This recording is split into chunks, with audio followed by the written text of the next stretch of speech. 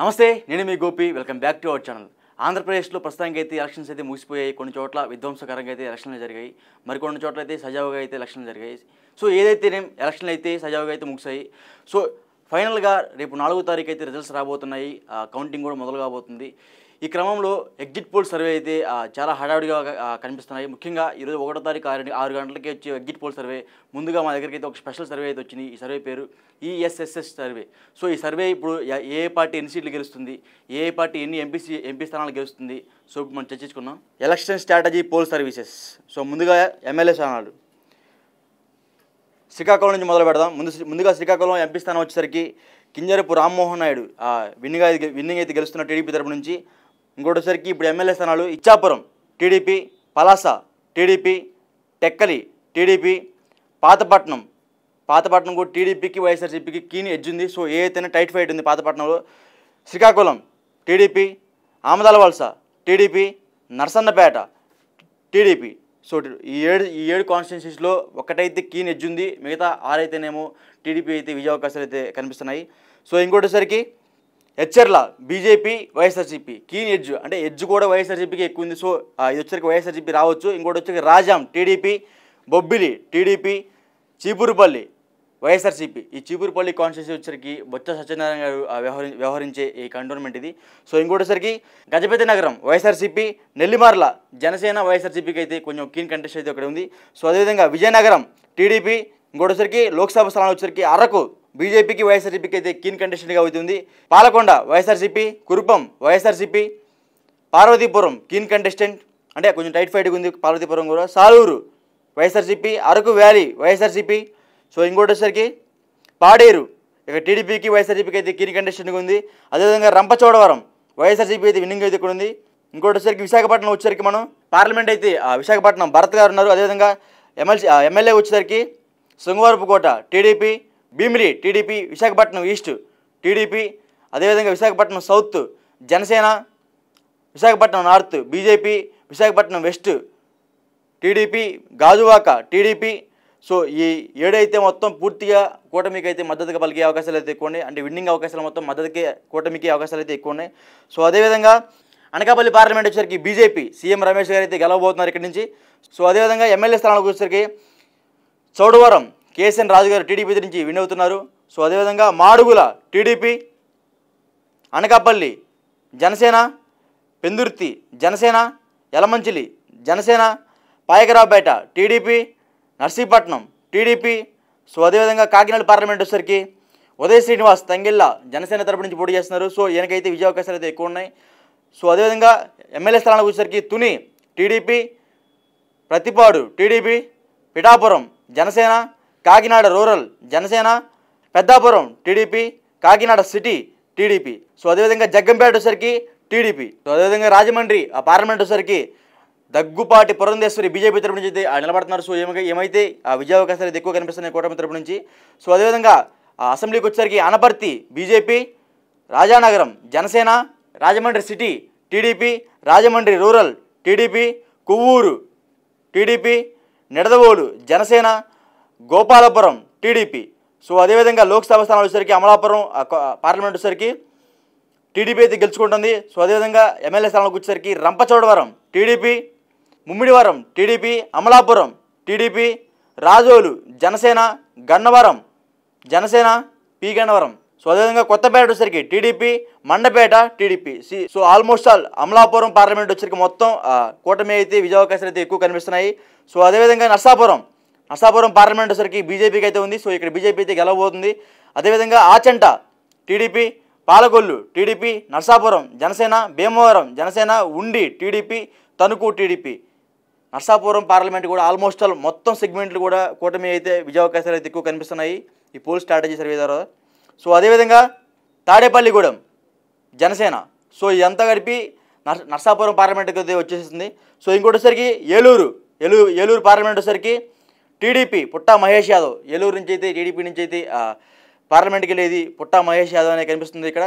So అదేవిధంగా MLA వచ్చేసరికి Unguturu Janasena, Denduluru TDP, Eluru TDP, Polavaram చిట్టి బాలరాజు అదేవిధంగా వైఎస్ఆర్సీపీకి అయితే కీన్ కంటెస్టెంట్ అంటే హోరాహోరీగా నడుస్తుంది. సో ఏదైతేనే వీళ్ళ మధ్య బాగా కీన్ కంటెస్ట్ అయితే నడుస్తుంది. సో అదేవిధంగా చింతలపూడి టీడీపీ, నూజివీడు టీడీపీ, కైకలూరులో బీజేపీకి అదేవిధంగా వైఎస్ఆర్సీపీకి అయితే బాగా పోటీ ఉంది. అయినా సరే ఆ బీజేపీకి అయితే విజయావకాశాలు అయితే ఎక్కువ కనిపిస్తున్నాయి. సో అదేవిధంగా లోక్సభ స్థానాలు మచిలీపట్నంకి వచ్చేసరికి వల్లభనేని బాలశౌరి జనసేన తరపున ఎంపీగా అయితే పోటీ చేస్తున్నారు. సో ఈయనైతే ఇక్కడ ఆ ఎంపీగా అయితే గెలుపొందే అవకాశాలు అయితే ఎక్కువ కనిపిస్తున్నాయి. సో అదేవిధంగా Gannavaram TDP, Gudivada TDP, Pedana TDP, Machilipatnam TDP, Avanigadda Janasena, Pamarru TDP, Penamaluru TDP.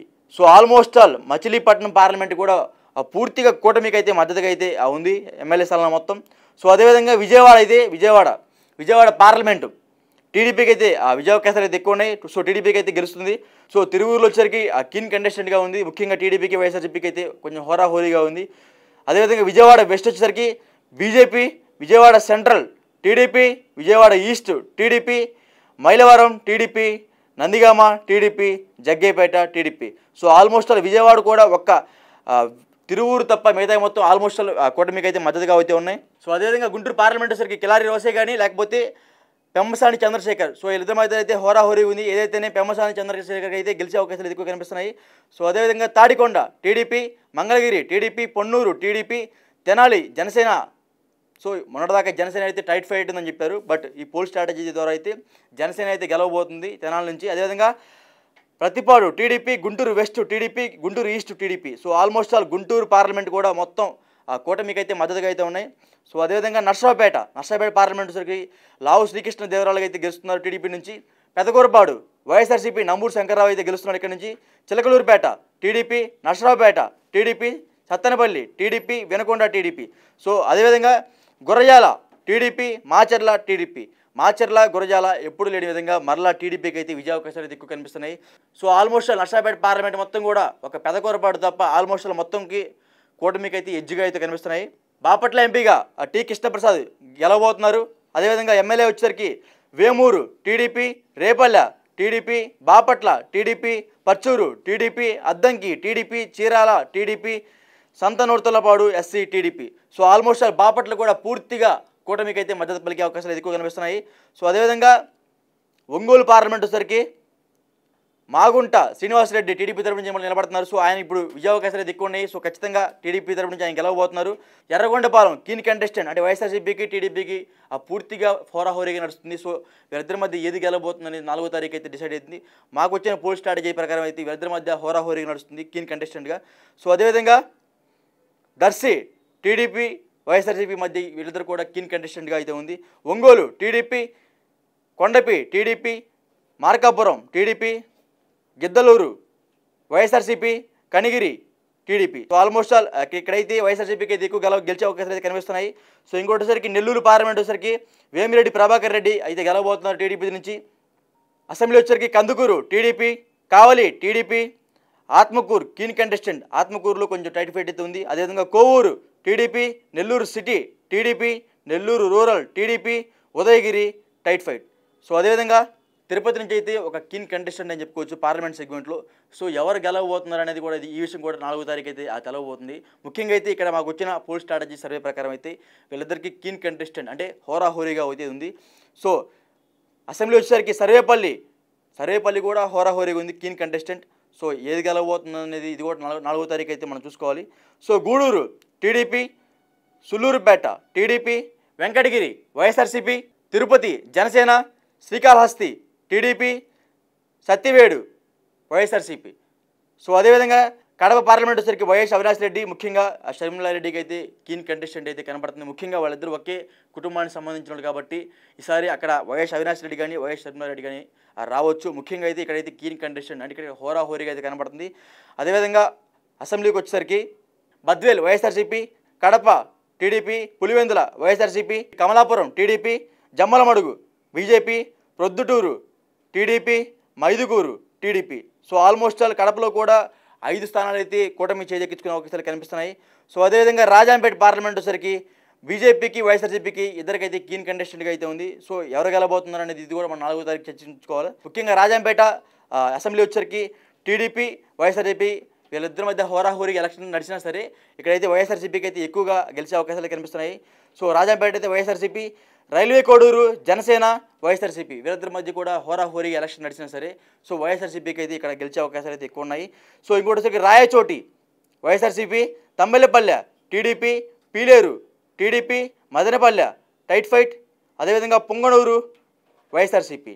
So ఇంకోటి నంద్యాల పార్లమెంటు చూసుకునేసరికి నంద్యాల పార్లమెంటు వైఎస్ఆర్సీపీ గెలవబోతుంది నంద్యాల పార్లమెంటు. సో అదేవిధంగా ఎమ్మెల్యే స్థానాలకు వచ్చేసరికి Allagadda TDP, Srisailam TDP, Nandikotkur YSRCP, Panyam YSRCP, Nandyal YSRCP, Banaganapalle TDP, Dhone YSRCP. So అదేవిధంగా కర్నూలు పార్లమెంట్ వచ్చేసరికి వైఎస్ఆర్సీపీ అదేవిధంగా టీడీపీకి వీరిద్దరి మధ్య టైట్ ఫైట్ అయితే కనిపిస్తుంది. సో అదేవిధంగా అసెంబ్లీకి వచ్చేసరికి Kurnool TDP, Pattikonda TDP, Kodumur YSRCP, Emmiganur TDP, Mantralayam YSRCP, Adoni బీజేపీకి అదేవిధంగా వైఎస్ఆర్సీపీకి అయితే హోరాహోరీగా నడుస్తుంది.